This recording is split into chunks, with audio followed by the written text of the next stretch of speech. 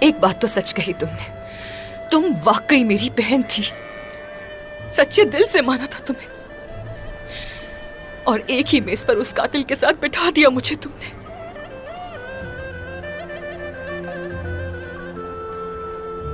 اور اسی لیے میرے دل کا درد کبھی کم نہیں ہوا، اور میرا غصہ اب بھی باقی ہے، اور جتنا تمہیں دیکھتی ہوں میرا غصہ اتنا ہی بڑھ جاتا ہے اولوفیرا۔ تو مار ڈالو مجھے، غصہ ختم کر لو۔